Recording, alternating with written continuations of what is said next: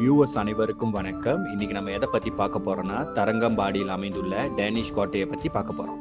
முன்பு இந்தியாவுடன் வணிகம் செய்வதற்காக போர்த்துகீசியர்கள், டச்சுக்காரர்கள், பிரிட்டிஷ்காரர்கள் மற்றும் பிரெஞ்சுக்காரர்கள் போன்றவர்கள் கப்பலின் மூலம் வந்தார்கள்.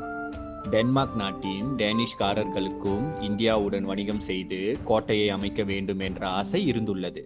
இந்தியா வணிகம் வாய்ப்புள்ள நாடு என்பதை தெரிந்து கொண்ட ஐரோப்பியர்கள் இந்திய மண்ணில் வர்த்தகம் செய்ய வருகிறார்கள். அந்த வரிசையில் அப்போதைய டென்மார்க் நாட்டின் மன்னராக இருந்த 4ஆம் கிறிஸ்டியனுக்கு இந்தியா உள்ளே வணிகம் செய்ய வேண்டும் என்ற எண்ணம் இருந்தது. 1616ஆம் ஆண்டில் டென்மார்க் மன்னரின் ஆலோசகராக இருந்த ரோலண்ட் கிரேப் தென்னிந்தியா பகுதியில் தஞ்சாவூர் மன்னர்களின் கட்டுப்பாட்டில் இருக்கின்ற தரங்கம்பாடியை தேர்வு செய்து அங்கு வணிகம் செய்யலாம் என பரிந்துரை செய்கிறார். அதற்காக டேனிஷ் ஈஸ்ட் இந்தியா கம்பெனியை தொடங்குகிறார்கள். 4 வணிக கப்பலையும் கடல் கொள்ளையர்களிடமிருந்து தப்பிக்க ஒரு போர் கப்பலையும் இந்தியாவின் தென் பகுதிக்கு அனுப்பி வைக்கிறார்கள். டென்மார்க்கில் இருந்து வந்த இவர்கள் இலங்கையிலும் தென்னிந்தியாவின் தரங்கம்பாடியிலும் வணிகம் செய்வதையே நோக்கமாக கொண்டு இருந்தார்கள்.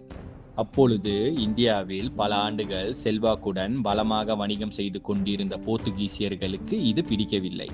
அப்பொழுது போர்த்துகீசியர்கள் ஒரு முடிவுக்கு வருகிறார்கள். தஞ்சாவூர் மன்னர் ரகுநாத நாயக்கரிடம் சொன்னால் டேனிஷ்காரர்கள் வணிகம் செய்வதை தடுத்து விடலாம் என போர்த்துகீசியர்கள் சதித்திட்டம் தீட்டி அதில் வெற்றியும் பெறுகிறார்கள். ஆனால் டேனிஷ்காரர்கள் விடாமல் முயற்சி செய்து வணிகம் செய்ய ஒப்பந்தத்திற்கு சம்மதிக்க வைக்கிறார்கள். 400 வருடங்களுக்கு முன்பே 3111 ரூபாய் மதிப்புள்ள டேனிஷ் பணத்தை வாடகையாக தஞ்சாவூர் மன்னரிடம் கொடுத்து தரங்கம்பாடியில் வணிகம் செய்ய டேனிஷ்காரர்கள் ஒப்புதல் வாங்குகிறார்கள்.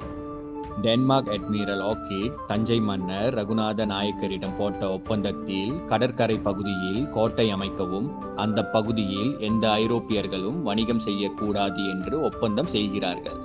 இந்த ஒப்பந்தம் இன்றும் டென்மார்க்கில் உள்ள ஆவண காப்பகத்தில் பாதுகாப்பாக உள்ளது. 1620இல் தரங்கம்பாடி கடற்கரையை ஒட்டி கோட்டை கட்டும் பணிகள் தொடங்கின. உலகத்திலேயே டேனிஷ்காரர்களால் கட்டப்பட்ட 2வது மிகப்பெரிய கோட்டையாக இந்த தரங்கம்பாடி டேனிஷ் கோட்டை விளங்குகிறது. மிகப்பெரிய அளவில் பிரம்மாண்டமாக கட்டப்பட்ட இந்த டேனிஷ் கோட்டையின் நீளம் 5 மைல் மற்றும் அகலம் 2.5 மைல் ஆகும். இக்கோட்டையின் கீழே அமைக்கப்பட்ட தளத்தில் வீரர்கள் தங்கவும் ஆயுதங்களை வைக்கவும் பயன்படுத்தப்பட்டுள்ளது. டேனிஷ்காரர்கள் பாதுகாப்பிற்காக ஒரு பெரிய பீரங்கியையும் இக்கோட்டையில் கொண்டு வந்து வைத்திருக்கிறார்கள். மீன்பிடி பகுதியாக இருந்த தரங்கம்பாடியை டேனிஷ்காரர்கள் வணிக மையத்திற்காக உருவாக்கப்பட்ட இடம் போல மாற்றி அங்கு வணிகத்தை பெருக்கினார்கள். அங்கிருந்து பருத்தி, மிளகு, அழகான ஆடைகள் போன்றவற்றை டென்மார்க் நாட்டிற்கு ஏற்றுமதி செய்தார்கள். தென் தமிழகத்தில் தரங்கம்பாடியில் வணிகம் செய்ய வேண்டும் என்ற டென்மார்க்காரர்களின் எண்ணம் சரியாக நிறைவேறியது. பிறகு 18ஆம் நூற்றாண்டின் மத்தியில் இந்நகரத்தின் வர்த்தக ரீதியான முக்கியத்துவம் குறைந்து போனது. அதன் காரணமாக 1845இல் இந்நகரமும் கோட்டையும் பிரிட்டிஷ்காரர்களுக்கு விற்கப்பட்டது. அதன் பிறகு தரங்கம்பாடியும் அதன் கோட்டையும் அதன் வணிக முக்கியத்துவத்தை இழந்தன. மிகவும் அழகிய மற்றும் பிரம்மாண்டமான இந்த டேனிஷ் கோட்டை இன்றும் பல சுற்றுலா பயணிகளை ஈர்க்கும் இடமாக அமைந்துள்ளது. இந்த வீடியோ தரங்கம்பாடியில் கட்டப்பட்ட டேனிஷ் கோட்டையை பற்றி சிறிய தகவல் உங்களுக்கு கொடுத்துருக்கோன்னு நம்புறேன். மீண்டும் அடுத்த வீடியோவில் உங்களை சந்திக்கிறேன். நன்றி, வணக்கம்.